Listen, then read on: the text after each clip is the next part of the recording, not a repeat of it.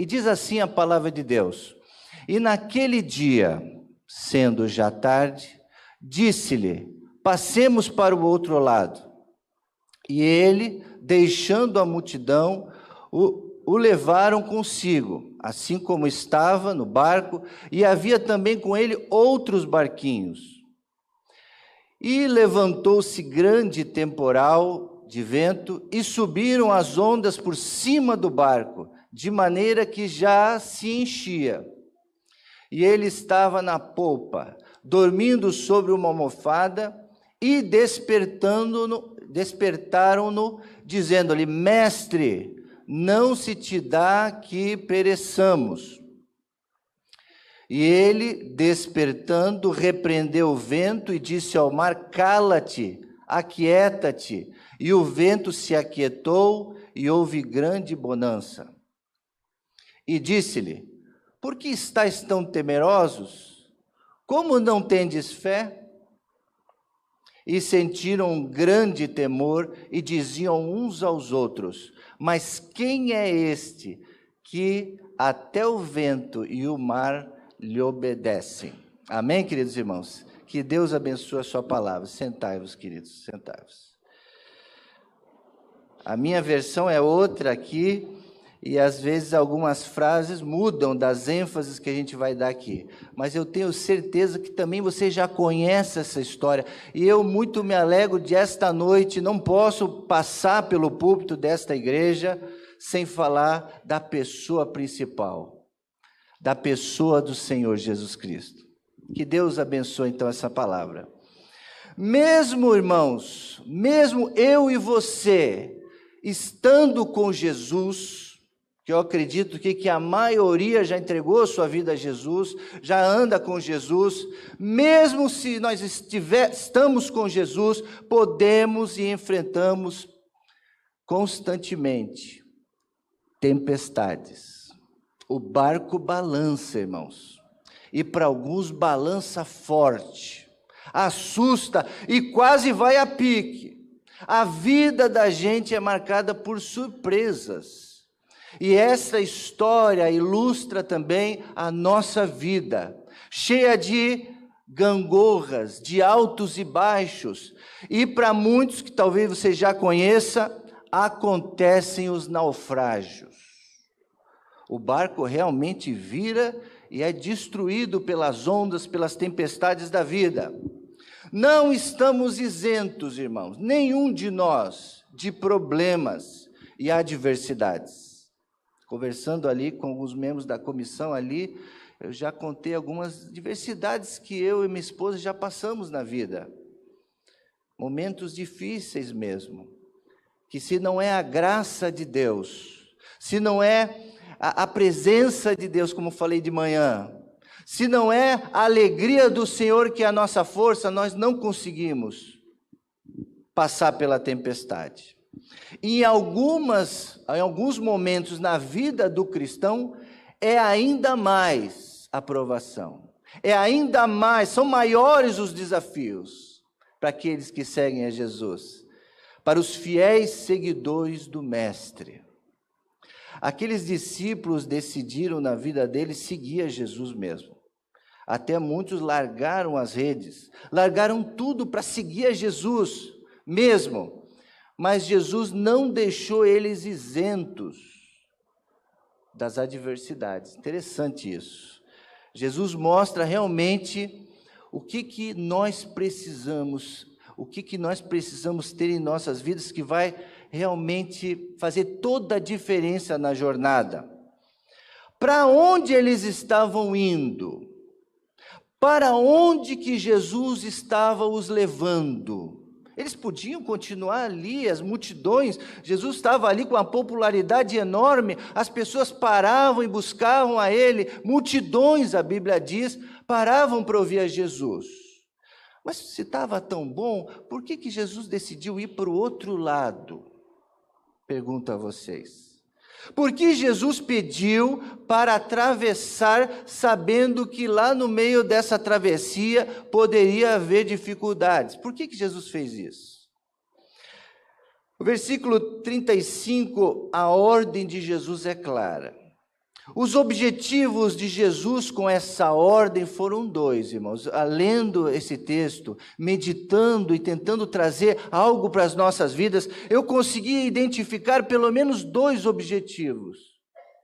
De Jesus dizer para os seus discípulos: vamos para o outro lado. Por que Jesus falou isso? Jesus, irmãos, não fazia nada sem um propósito. Se você está aqui esta noite, porque Jesus trouxe você e Ele tem um propósito, de você um dia ter se batizado. A cada um Deus chama para um ministério para servir ao Senhor com um objetivo. Por que você vem à igreja? Por que você está aqui servindo ao Senhor? Por que você dá o seu dízimo? Por que você gasta tempo ali ensaiando? Todo o ministério da igreja, isso é uma máxima que eu tenho na minha vida e eu passo para a minha igreja. Todos os ministérios da igreja são evangelísticos, são missionários. Tudo que a gente faz tem que ter o foco nas vidas, em salvação, tudo. Até os irmãos da cantina. Esse pessoal da comunicação hoje é essencial para levar o evangelho. Toda essa parafernália de fios, de cabos, de câmeras, de conexões, tudo isso aí parece que é um trabalho técnico, mas é um trabalho missionário, sabia disso? O rapaz ali da bateria, a irmã que limpa os bancos, tudo que a igreja produz tem que ser com o objetivo de Jesus. Então, irmãos, qual era o objetivo de Jesus? O primeiro objetivo: salvar os perdidos.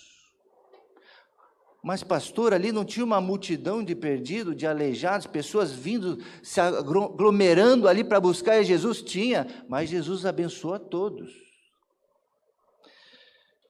Mas Jesus quer especialmente salvar aqueles que estão desgarrados, os marginalizados, os desesperançados. Jesus veio ao mundo para buscar e salvar o quê? Aquele que se havia perdido, que ninguém dá atenção. É missões mesmo. Jesus tem esse objetivo, salvar os perdidos. No capítulo 5, diz que eles chegaram do outro lado. Se você olhar aí na continuidade das Escrituras, você vai ver que mesmo depois da tempestade, eles chegaram lá do outro lado. E qual foi o objetivo de Jesus? Ele foi ao lado leste do mar da Galileia. O objetivo era resgatar uma alma, que estava totalmente perdida. Uma alma. Para Jesus vale muito, muito. Às vezes a igreja tem um trabalho missionário longe e não tem ninguém. A nossa igreja lá está de olho em algumas congregações que estão para fechar lá no interior do estado do Rio. Não sei se você sabe disso, mas tem muitas igrejas fechando. Às vezes tem igrejas que começam a plantar igreja, mas existem igrejas já formadas em alguns anos de existência que estão fechando. E ninguém quer ir lá, por causa de uma, de duas pessoas. Mas Jesus saiu da onde ele estava e atravessou o mar, porque ele tinha uma alma. Para Jesus, aquele homem de Gadareno, o Gadareno, era uma joia perdida, irmãos. Para Jesus, aquele endemoniado era de grande preço. Muito interessante esse amor de Jesus. O olhar de Jesus é diferente do nosso. Ele tem um olhar diferenciado, porque ele sabia que aquela alma estava perdida, precisava ser resgatada. Para Jesus, aquele homem era como aquela dracma, daquela parábola que ele contou, que a mulher começa a varrer e aí não sossega até não achar. Então Jesus, ele pensa assim da gente. Um dia ele resgatou você. Não sei onde você estava. Eu estava perdido. Era uma pessoa completamente esquisita, fechada. Mas Deus olhava para mim e falava: eu tenho um objetivo com aquela pessoa. Eu tenho um objetivo. Ele vai ser uma dinamite. Ele vai ser um dunamis. Ele vai ser uma pessoa usada por Deus, um microfone na boca de Deus. E ele vai visitar, ele vai pastorear. E eu era perdido, inexpressivo, nunca sabia falar direito, tinha vergonha, tímido, muito mais do que a irmã. A irmã é ótima, a irmã é simpaticíssima, eu era muito diferente. Cantar, como esse irmão canta tão bonito, não podia fazer isso. Eu não tinha coragem. E Deus foi mudando e foi me moldando, porque Ele viu o valor, e assim Ele faz com cada um de nós. Então Jesus tinha esse objetivo. A conversão e a libertação daquele homem seria tão estratégico. Ninguém via isso, mas Jesus via que aquela conversão seria estratégica no ministério dele, do mestre. O mestre ordenou que ele, depois que aquele homem foi liberto, se você conhece a história, pode depois ler, Jesus mandou ele ir para a casa dele. Vai para a tua casa, porque depois da convertida ele queria seguir a Jesus. Jesus falou, não, vai para a tua casa, testemunha a tua família, a tua família precisa. E mais ainda, a Bíblia diz que ele saiu testemunhar ou evangelizar em Decápolis. Se você quiser estudar, Decápolis quer dizer 10 cidades. Então imagina, um convertido que Jesus saiu e atravessou e arriscou um naufrágio, foi usado para ganhar a família dele e depois para evangelizar 10 cidades. Veja como o olhar de Jesus, o plano de Jesus com uma vida só é tremendo. Então vale a pena, irmãos, a igreja continuar nesse caminho do evangelismo, o caminho missionário, de ganhar pessoas através dos ministérios, sendo já tarde. Isso é muito interessante, essa expressão aqui, que o evangelista Marcos, essa história também é citada em outros 3 evangelhos. Eu escolhi o texto de Marcos. Mas ele diz, sendo já tarde. Por que que o evangelista escreveu isso? Porque realmente, irmãos, não era hora para sair ali naquele horário. Mas para a obra missionária não há horário, não tem tempo nem hora, é já. A obra missionária não para, irmãos, o trabalho precisa ser realizado, mesmo que você ache que é tarde, mas não é tarde. A corrida ainda não terminou, os cavalos ainda estão na pista, não chegou ainda o fim da corrida, ela continua correndo. E não vai parar até a volta do Senhor Jesus Cristo. Em breve, esse querido e amado pastor vai passar o bastão para outro correr no lugar dele. Os irmãos estão orando para que Deus escolha a pessoa certa, mas não para. Eu tenho certeza que o próximo pastor aqui vai levar os irmãos a continuar esse trabalho missionário, esse bastão que o pastor Edgar, essa chama do evangelho que ele aqui pregou e ensinou, vai continuar, não vai parar, porque o foco é na missão que Jesus deixou. Então, precisamos continuar correndo. Por isso, então, Jesus falou, passar para o outro lado. Mas o segundo objetivo de Jesus, além do missionário, sem dúvida alguma, irmãos, foi testar a fé dos discípulos. Testar a fé dos discípulos. Jesus, então, irmãos, por mais estranho que pareça o pedido dele, isso não é novidade para Deus, fazer pedidos estranhos. Poxa, Jesus, mas agora já é tarde, não é bom a gente primeiro fazer uma janta bem boa aqui? Não é bom primeiro a gente descansar para ir no dia seguinte? Por que o senhor vai agora? Já é tarde. Mas quando Jesus faz um pedido para eles, podia ser até estranho esse pedido, mas não é novidade na Bíblia que Deus faz coisas estranhas, irmãos. Por exemplo, lá na história de Josué, vocês lembram a história? Por mais estranho que fosse o plano de executar então aquelas voltas Ele falou, ó, dei tantas voltas ao redor da fortaleza. E aí vocês dão um brado e vai ao chão as muralhas de Jericó. Vocês conhecem bem essa história. Foi uma estratégia estranha. Mas como que nós vamos passar essas barreiras intransponíveis? Confie na estratégia de Deus. Confie na ordem, façam isso. E eles fizeram 1, 2, até vir ao chão. Então Deus, ele já fez isso.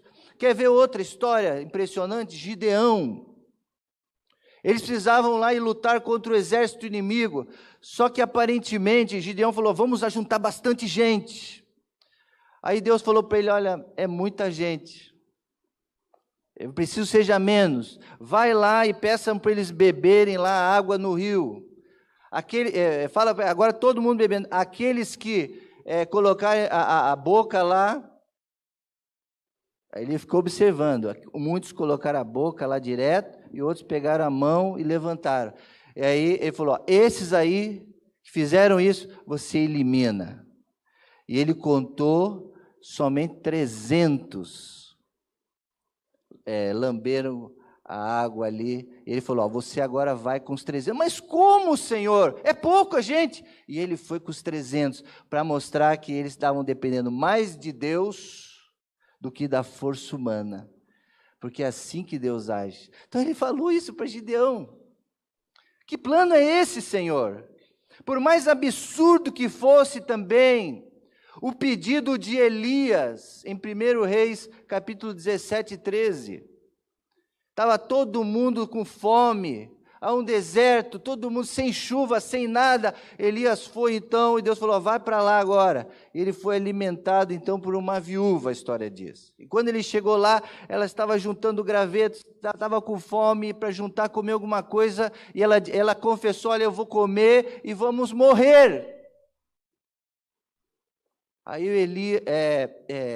Eliseu, né? Elias, aliás, ele falou assim, ele podia falar assim, então tá, eu vou orar por você, então que Deus abençoe esse alimento. O que ele fez? Ele falou, ó, alimenta primeiro a mim. Mas que camarada é esse? A mulher está morrendo, o filhinho, qualquer homem, qualquer um de nós iria abrir mão para dar para o outro. Aí ele falou assim, não, faça lá como se tem que fazer, dê primeiro para mim e depois coma você e o seu filho. E ela fez isso, que estratégia, ela obedeceu.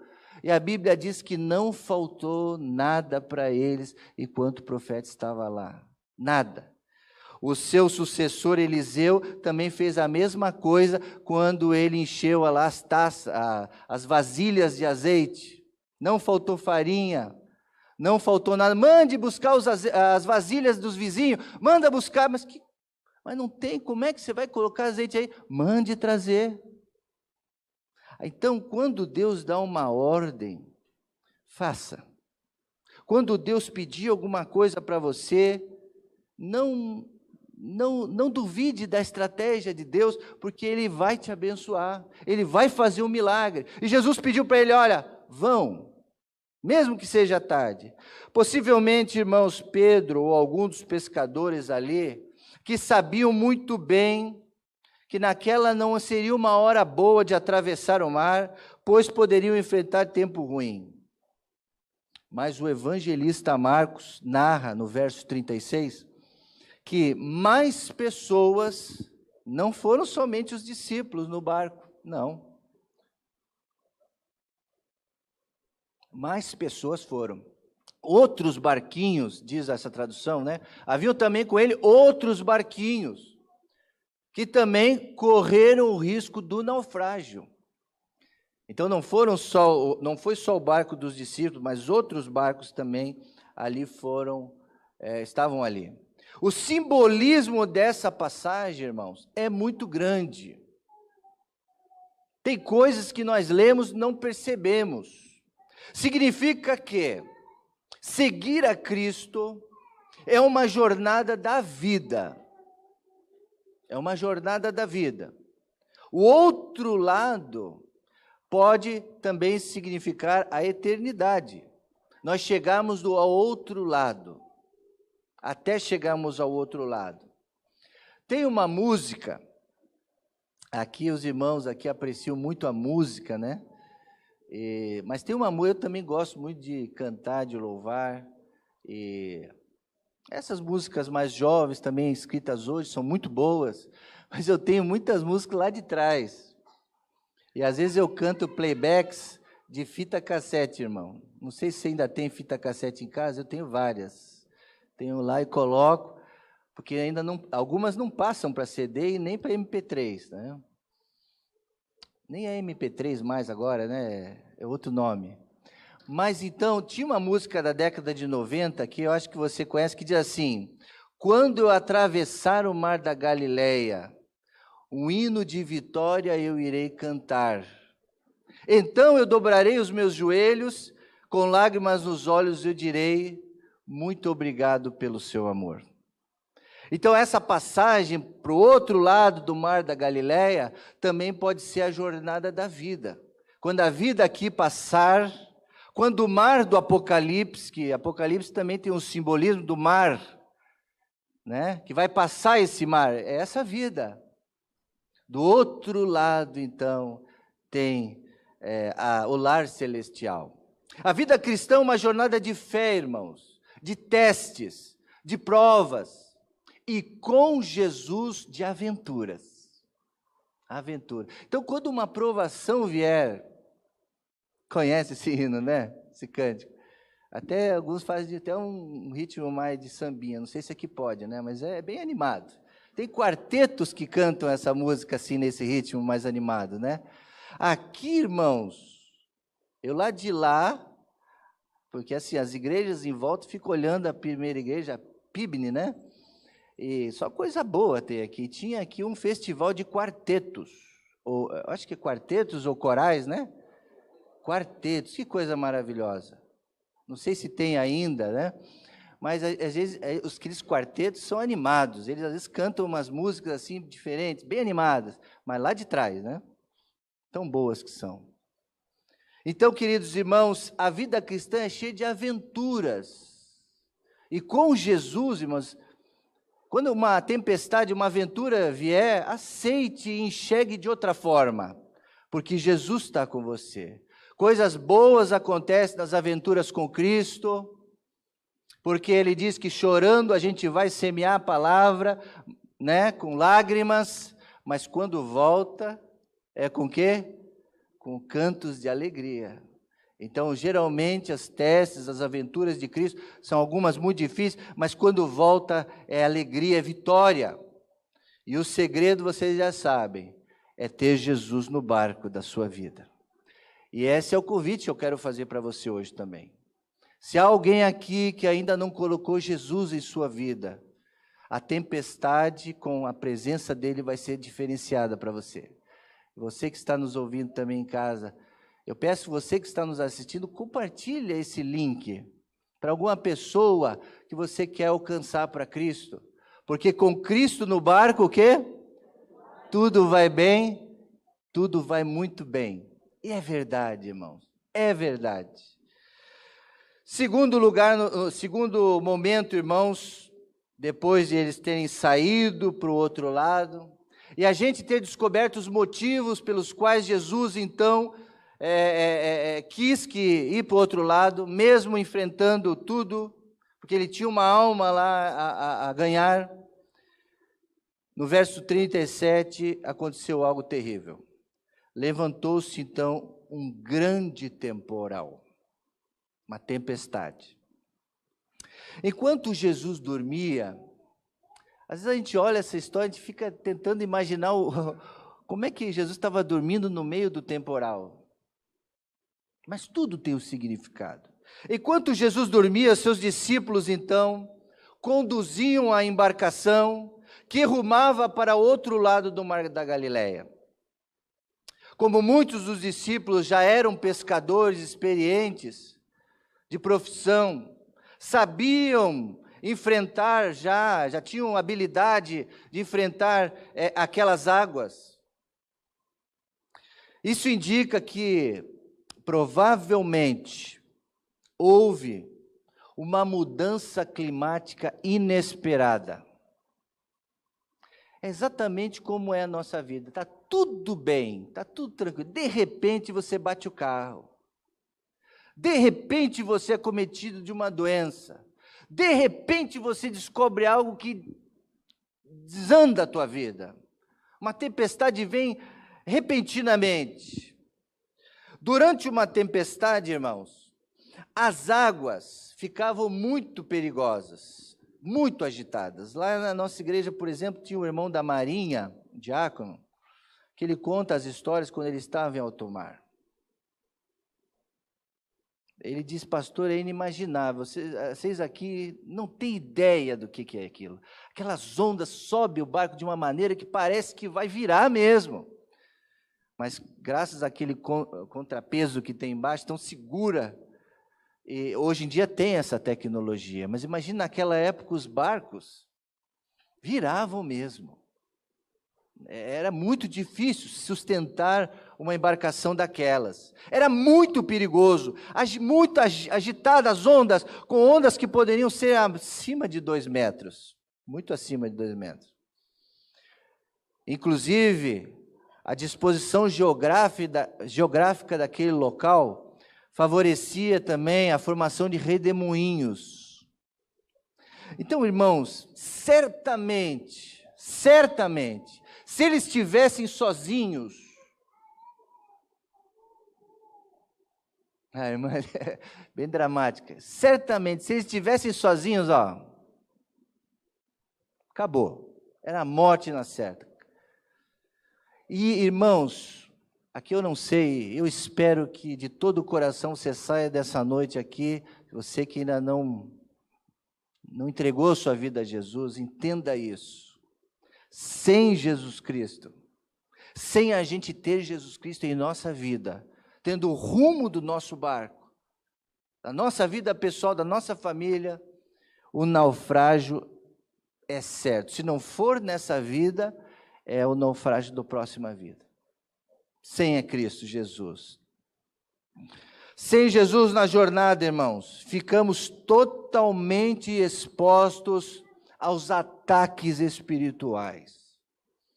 Nós somos muito materialistas, vivemos aqui, andamos, compramos as coisas, vamos em shoppings, viagens, temos carro, nós somos muito aqui terrenos. Mas quem anda com Jesus tem que entender que existe um mundo espiritual, invisível, que tem sentido, que não é brincadeira, que ele atua mesmo contra os filhos de Deus, para atrapalhar, para prejudicar e para que esse naufrágio venha acontecer na sua vida, na sua casa, nas suas finanças. A sua derrota, tem gente que tem espíritos malignos que tem infligindo contra a sua vida para lhe derrotar, saiba disso. Sem Jesus, repito, nessa jornada, ficamos totalmente expostos. O que estava por trás daquela tempestade? O que estava por trás daquela tempestade? Por que que ela apareceu? Por que que ela veio de forma repentina? Era comum naquela época os judeus ouvirem histórias de que influências demoníacas causavam tempestades súbitas. Os pescadores já conheciam essas histórias. Eles tinham essa talvez superstição, como descrita nessa passagem. Eu não duvido que isso pode muito bem acontecer, especialmente na obra missionária. Quantos e quantos missionários contam para a gente as histórias do campo, das batalhas espirituais que eles enfrentam lá, que impedem o avanço do Evangelho. Se a igreja não está aqui do outro lado, orando, segurando as cordas da oração, os missionários não conseguem avanço na obra missionária. Então aqui está provado, irmãos, que existe algo que quer impedir. Jesus e os seus discípulos estavam prestes a libertar uma vida das influências terríveis de vários demônios, vários. sobre aquela região lá de Gedareia. Era como se forças espirituais do mal estivessem tentando impedir Jesus de atravessar. Mal sabiam eles que a presença de Jesus ali, nada pode contra o poder do nosso Senhor. O fato, irmãos, de Jesus ter se levantado e repreendido é um sinal como esse. Jesus se levanta, então repreendeu a tempestade, como nós vimos no texto, no temporal. Ele parecia que ele estava falando com uma pessoa. Ele se dirigiu à tempestade e a chuva ali, como se estivesse dirigindo a uma pessoa. Interessante isso. Parece que esse fato de Jesus repreender comprova, realmente parece afetar literalmente essa hipótese que eu estou levantando aqui. Esse episódio também, irmãos, nos mostra que existe mesmo uma batalha espiritual e que somos totalmente dependentes da presença de Jesus nessa batalha. Sem Jesus, irmãos, eu não conseguiria estar aqui. Sem Jesus, eu nem estaria aqui. Não teria condições espirituais de estar aqui pregando. Porque existem realmente forças que vão impedir a gente, a igreja, vai paralisar a igreja. Vai deixar a igreja sem fé para crer lá e continuar pregando em outros lugares. Existem mesmo. Bom, no verso 38, nós vemos nesta história que os discípulos então percebem que está tudo errado, que eles iam morrer, estavam ali numa situação tremenda, e no verso 38 eles clamam: Mestre, estamos perecendo, vamos morrer. O desespero toma conta então daqueles discípulos.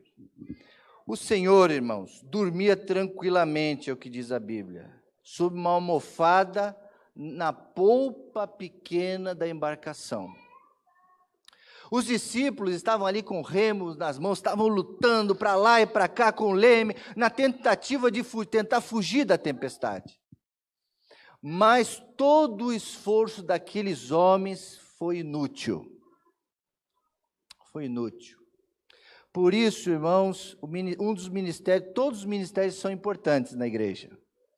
Mas um talvez seja o mais importante, que dá sustentação a todos os outros, que é o ministério da oração. Oração. Porque sem a presença e a direção e a mão de Deus, tudo que a igreja fizer, tudo que for esforço humano é inútil, se não for com a mão poderosa de Deus. Eles estavam ali tentando fugir do naufrágio que era real, e o ser humano precisa entender que não pode obter salvação através de outra forma que não seja a entrega total da vida a Jesus Cristo. Então ali eles estavam se rasgando, falando: Senhor, socorro, salva-nos. Não dá, sozinho, nós já tentamos de tudo para que esse barco não vire. Agora, Senhor, é contigo. João capítulo 6, verso 68. Tem um texto chave para nós cristãos, que o Pedro respondeu, Simão Pedro, ao Senhor. Ele disse: Senhor, para quem iremos nós? Para quem? Conseguiu? Ele está... Não. João 6,68. Senhor, para quem iremos nós? Só tu tens as palavras da vida eterna. Então Pedro, depois do naufrágio, ele descobriu isso. Depois, andando com Jesus, durante 3 anos, ele descobriu isso. E próximo de Jesus ser sacrificado no nosso lugar, Jesus perguntou: quem os homens dizem que eu sou? O Senhor, isso, aquilo, mas para onde nós iremos, Senhor? Só o Senhor é o caminho, a verdade e a vida. Para onde iremos? Este é o único trecho, irmãos. Voltando para o texto original. Esse é o único trecho do Evangelho que fala que Jesus dormiu. Eu fiquei pensando nesse texto, mas Deus, por que Jesus dormiu? Qual foi o objetivo disso, irmãos? Jesus dormindo, Jesus estava cansado, será? Devia estar, né? Lembre-se que ele tinha pregado aquelas multidões, e não tinha microfone. Ele tinha que usar a caixa torácica para pregar e todos ouvirem aquelas bem-aventuranças. O povo eram como ovelhas que não tinham pastor. Jesus tinha compaixão dela. Então Jesus se doava, dava tudo de si. Então ele estava cansado. Então por isso que ele estava dormindo ali, descansando, dormindo. Quanto mais Jesus dormia, mais a crise piorava. E como nós somos seguidores de Jesus, quanto mais nós dormirmos como igreja, mais difícil vai ser na obra missionária. A igreja não pode dormir na obra missionária. Então, quando Jesus dormia, mais piorava a crise. Quanto mais o homem deixa de orar, deixa de clamar a Jesus, quanto mais o homem deixa Jesus fora dos seus planos, mais complicada vai ficar a vida. Mas então, pastor, com Jesus vai ficar tudo mais fácil? Sim, porque ele vai nos orientar. Por isso, clamem ao Senhor. Convido essa noite você. Clame ao Senhor. 2 Samuel 22:7 tem um texto fabuloso que diz assim: na minha angústia, clamei ao Senhor, clamei ao meu Deus. Do seu templo ele me ouviu a minha voz, e o meu grito de socorro chegou aos seus ouvidos. Isaías também tem um texto lindo que diz que os ouvidos do Senhor não estão surdos, os olhos do Senhor não estão cegos, estão atentos ao nosso clamor. Nós temos esse Deus. Então clamemos a Deus. Não deixa assim, vai acontecer naturalmente, deixa a vida me levar, se for assim terá que ser. Não, irmão, clame ao Senhor, busque ao Senhor. Eles foram lá e buscaram ao Senhor, clamaram ao Senhor. Jeremias também tem uma expressão, Jeremias 29, 12 e 13, diz assim: então vocês clamarão a mim, virão a mim e eu os ouvirei. Vocês me procurarão e me acharão. Quando me buscarem do quê? Vamos ler todos juntos esse texto? Se você crê nesse texto de Jeremias, vamos ler juntos? Então me invocareis, ireis, e orareis a mim, e eu vos ouvirei. E me achareis, quando me buscar de todo o vosso coração. E eu não sei se tem continuidade, não sei se é esse texto, mas deve ser, diz assim: e eu me deixarei ser encontrado por vocês. Esse é o nosso Deus. É a continuidade, né? E sereis achado de vós, diz o Senhor. Eu deixarei, eu estarei acessível, eu me mostrarei a vocês. Busquem, clamem ao Senhor. Eles então despertaram Jesus. Mestre, estamos perecendo. Como diz o hino, né? Sossegai, não se te dá que morramos. É assim, Priscila? Não se te dá que morramos. O português antigo, desses hinos antigos, pega a gente de surpresa aí, né? Não é muito coloquial atualmente, né? Mas é muito lindo esse hino. Então, verso 39, Jesus então, acalma-te. Acalma-te. Da mesma forma que ele repreendeu o vento, irmãos, ele estava falando para os seus apóstolos ali também, seus discípulos: calma, calma. Calma, gente, eu estou aqui. Tanto esse barquinho quanto os outros barcos não morrerão hoje, que eu estou aqui. Calma, sossegai, sossega o coração. Com Jesus é assim. Nesta mesma hora, a palavra de Deus diz que Jesus se levantou, repreendeu o vento e ordenou que o mar se acalmasse. Parece até filme, né? Eu creio que foi assim. Então, imediatamente o vento cessou e a tempestade acalmou-se, e as águas do mar ficaram, então, absolutamente calmas. Bonança mesmo. Coisa linda, linda. E Jesus, então, ficou acima de tudo, mostrando que ele tinha poder sobre tudo. A calma de Jesus foi impressionante, irmãos. Às vezes, quando a tempestade vem na nossa vida, ou às vezes no cemitério, ou no hospital, no momento de mais angústia, a gente se desespera.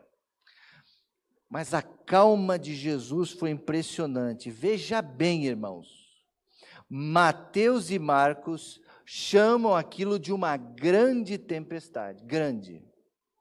Para Jesus, quanto maior for a tempestade, maior será a calma.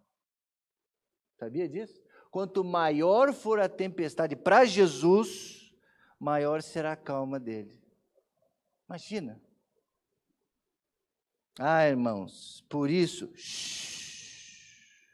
aquieta minha alma. Davi, que nós até estudamos de manhã, ele tinha isso. Teve uma vez que ele escreveu um salmo que falou: por que está perturbada, ó minha alma? Por que se remove dentro de mim? Espere em Deus, tenha calma. Jesus é maravilhoso. Num outro texto do Evangelho de Marcos, capítulo 6, verso 50, ele diz: tem de bom ânimo, não temais, não temais. E Isaías 41, 10 também diz: não temais, porque eu sou contigo. Não te assombres, porque eu sou teu Deus. Eu te fortaleço e te sustento à destra, eu te ajudo e te sustento à destra da minha mão direita. Amém, irmãos? Deus está com você, no meio da tempestade. Talvez você não esteja vivendo hoje uma tempestade, mas como eu vos falei, às vezes ela nos pega de surpresa em algum momento da nossa vida. Mas quando ela vier, acalma o coração, porque Jesus vai estar com você.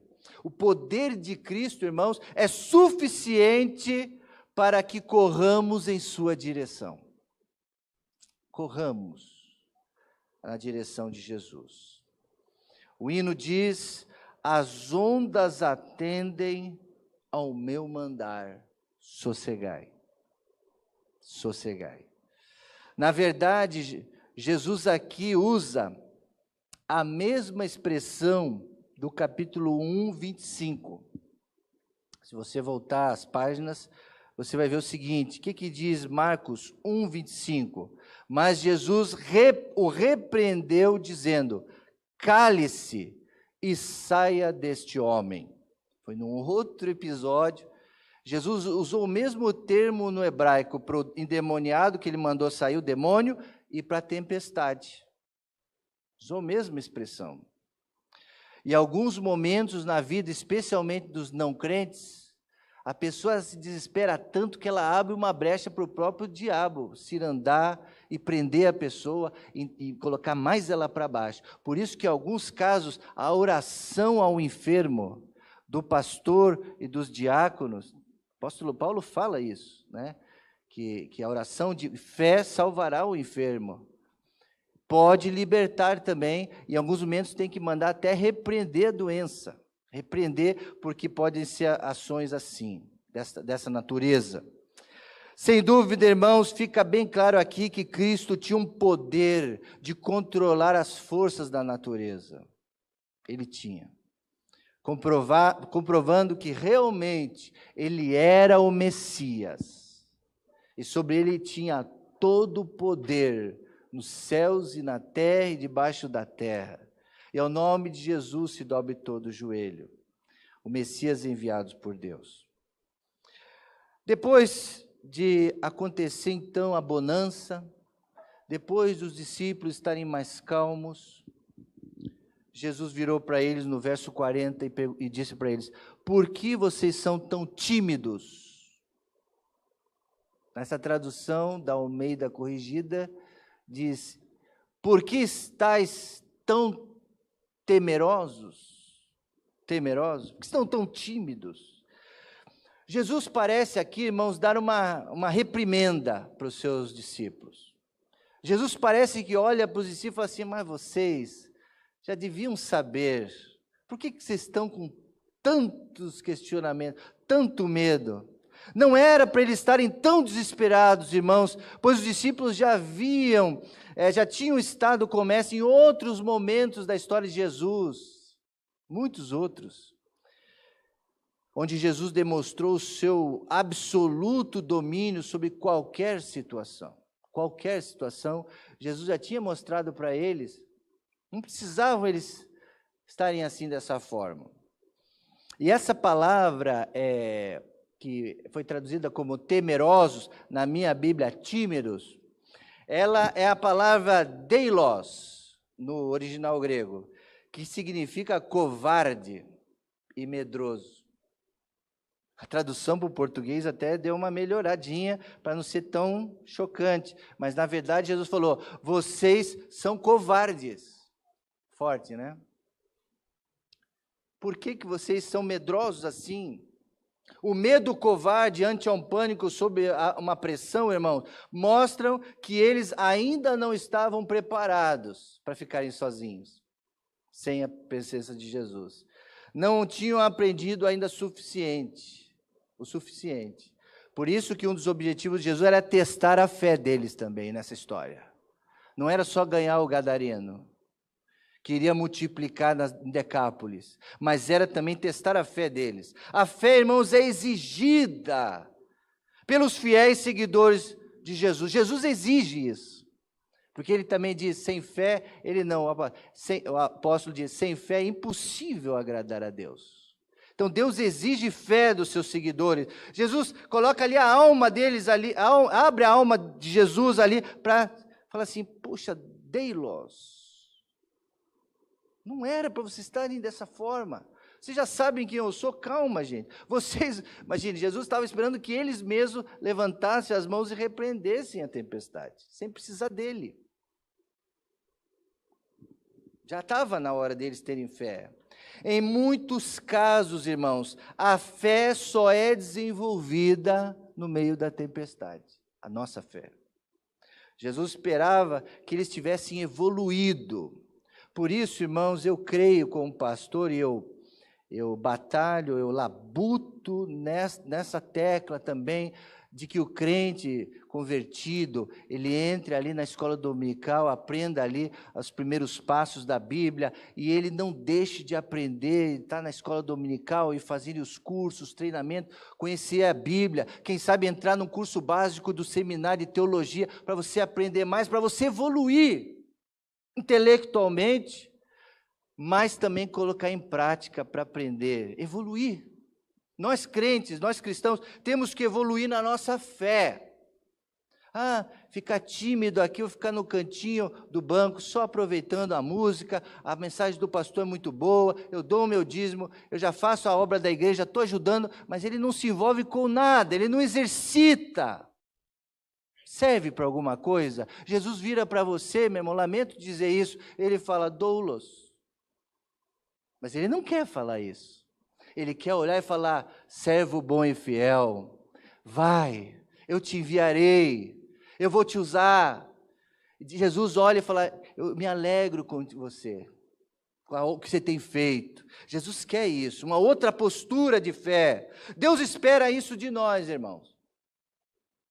Uma postura de fé mediante a grandes provas. Grandes provas. Fé, irmãos, é entrega.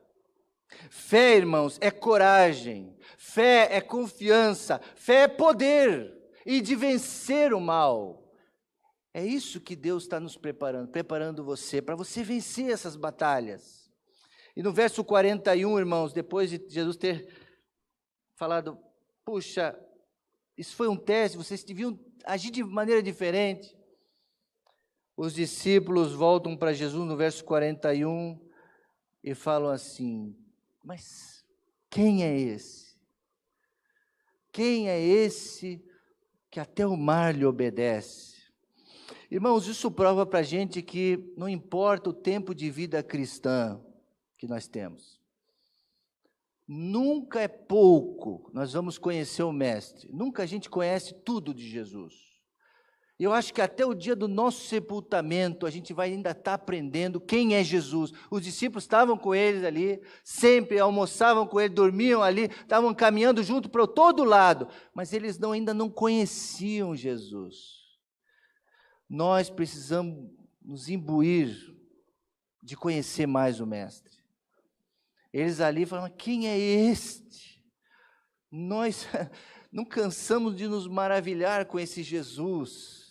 E é assim quando a gente se envolve na fé, nas aventuras com Cristo. Por isso, irmão, se Deus te convocar para você fazer algo na obra dele, faça. Que você vai experimentar grandes aventuras com Cristo e você vai se surpreender com Jesus. Só na lida do trabalho que você vai falar assim, puxa, mas esse Jesus é assim, nossa, eu não sabia, eu estou tendo mais experiência com ele. Jesus, no original, por isso que é muito bom a gente analisar o texto no original, porque tem uma outra forma a gente enxerga de outra maneira. Ali, quando essa expressão, quem é esse? É como se, no original, eles estivessem naquele momento embasbacados. Não sei se vocês conhecem essa expressão. Absortos, apalermados. Ficaram ali atrapalhados diante de Jesus. Nossa, mas eu não sabia quem era esse homem de fato. E ali o Filho de Deus estava se revelando cada vez mais para eles. O objetivo do escritor, do evangelista, ao narrar esta forma, era para que nós pudéssemos também, confessarmos a natureza sobrenatural desse Deus. Jesus, irmãos, realizou 11 milagres, registrados em todo o Novo Testamento. 11 grandes milagres. A historicidade se dá pelo fato de que este episódio que nós estamos vendo esta noite, esse episódio da tempestade, foi narrado pelos 3 evangelhos. 3 evangelhos narram esse episódio, e com muita semelhança. Jesus não foi um homem comum. Isso prova que Jesus não foi um homem comum. Não há ninguém como ele, ninguém. Hebreus, o escritor de Hebreus, capítulo 1, verso 3 e 4, diz assim, eu estou partindo para o final. Hebreus 1, 3 e 4 diz, o Filho é o resplendor da glória de Deus, é a expressão exata do seu ser, sustentando todas as coisas pela sua palavra poderosa. Depois de ter realizado a purificação dos pecados, ele se assentou à direita da majestade nas alturas, tornando-se tão superior aos anjos, quanto o nome que herdou é superior ao deles. Então ali não era qualquer homem que estava ali. E os discípulos, foi revelado a eles isso, por isso que eles tiveram essa expressão. Amados irmãos, eu quero encerrar contando essa passagem. Ela fez parte da história de uma mulher chamada Mary Ann Baker. Ela foi a autora dessa música Sossegai. A história, ela nasceu em meados de 1831 em Illinois, Estados Unidos.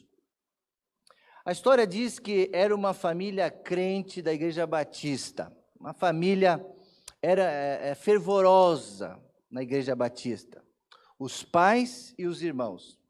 Mas também a história conta que era uma família simples, de renda baixa, baixa condição financeira, paupérrima, sendo que isto não impediu a eles de serem grandes crentes a Deus, muito unida e feliz por isso, por terem Jesus.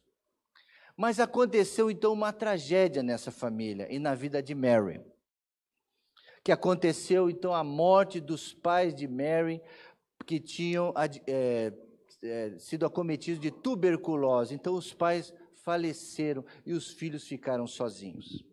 Essa foi a primeira tragédia. E os 3 irmãos, então, se tornam órfãos, já eram pobres, e tinham que tentar, então, colocar as suas vidas sozinhas diante de Deus, sozinhos. Cada um buscando um emprego, mas eles estavam firmes com Jesus. Foi plantada uma semente do Evangelho na vida deles. E como se não bastasse essa primeira tragédia, veio uma segunda tragédia na vida dela, que foi também a perda do outro irmão que ela tinha. Então ficaram só 2 irmãs vivas. E como se isso não bastasse, elas se uniram então para enviar então o corpo para outro estado. Então foi uma luta muito grande até para sepultar o seu irmão. E por conta de todos esses acontecimentos, Mary Ann então começa a sentir que a sua fé começou a estar abalada. Ficou muito abalada, muito mesmo. Era como se o coração dela tivesse partido com essa provação muito grande. E alguns questionamentos, ela começou a questionar muitas coisas na vida dela. Essa história não é muito diferente do que muitos enfrentam, irmãos. Por isso que essa história vale a pena ser contada aqui hoje.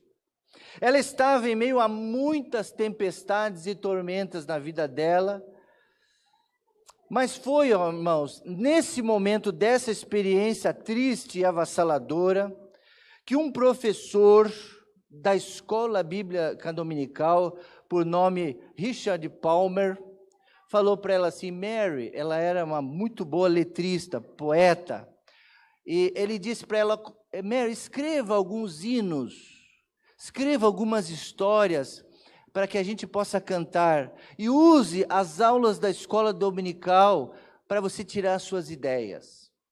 E ela abriu o coração e fez isso. E diz que quando ele estava numa das escolas dominical, foi então explicado naquela manhã sobre a história de Jesus acalmando a tempestade. Então foi aí, irmãos, nesse momento que Deus, nessa lição, Cristo acalmando a tempestade, é que ela começou a escrever então esse hino, né? Que muitos conhecem como Mestre, o Mar se Revolta. Um dos mais belos hinos foi o resultado da vida dela. E quando ela mostrou então essa letra para o professor Palmer, essa poesia que ela fizera, ele não apenas ficou maravilhado com a letra, mas ele também colocou a música nessa letra. E aí virou então esse hino 328 do nosso cantor cristão. Eu quero encerrar, irmãos, perguntando para vocês essa noite, e Deus está muito preocupado com isso, com o seu coração. Como está o seu coração nesta noite? O que essa mensagem pode produzir de mudança na sua vida? Está como estavam os discípulos? Cansados ali, preocupados com o que estava acontecendo? Ou seu coração estava como a autora desse hino, Mary Ann, que estava passando por grande tribulação e solidão, e estava vendo a sua vida muito desanimada? O que Jesus quer dizer para você essa noite? Como você vai sair daqui hoje? Feche seus olhos, vamos orar ao Senhor. Mas saiba, meu amigo, que Deus quer acalmar a tempestade do seu coração. Quantas vezes eu passei também por momentos de dúvidas, de incertezas, e eu precisei então entregar o meu coração. Eu ouvi Jesus falar, acalme, entrega para mim a sua preocupação. Será que no seu coração existe alguma revolta? Tempestade, o mar está revolto. Você está triste com algo? Porque às vezes nós estamos aqui cantando e louvando, está tudo bem, mas só você sabe como é que está o teu coração. Então é o momento de nós entregarmos ao Senhor. Jesus diz: deixo a minha paz com vocês e a minha paz vos dou, não como o mundo a dá. Não se perturbe o seu coração e nem tenham medo. Creiam em mim. Nós vamos orar pedindo que Jesus, esta noite, possa agir em sua vida. No ponto em que você estiver. Se há alguém aqui que está passando por uma luta, uma tribulação muito grande, é o momento de, nesta noite, você entregar para Deus essa luta. Para que Jesus acalme essa tempestade e traga bonança. Você quer fazer isso essa noite? Jesus quer trazer uma bonança para a tua vida. Paz para o seu coração. E se há alguém aqui essa noite que veio e não entregou totalmente sua vida a Jesus, esse é o momento de se entregar. Ó Deus, está entregue essa mensagem no teu altar, essa mensagem tão viva, Senhor, dessa experiência que os discípulos viveram e que da mesma forma os discípulos de hoje vivem. E precisamos entender que o Senhor Jesus acalma e o Senhor Jesus protege e Ele tem objetivos. Ó Deus, abençoa esta igreja, que nunca perca esse foco, ó Deus, missionário, de levar pessoas a Cristo Jesus. E se alguém aqui esta noite que precisa entregar a sua vida a Jesus Cristo, ou está nos ouvindo do outro lado, que possa colocar lá: eu aceito Jesus no meu coração, eu quero colocar Cristo no barco da minha vida, eu preciso fazer isso. Pode fazer isso em nome de Jesus.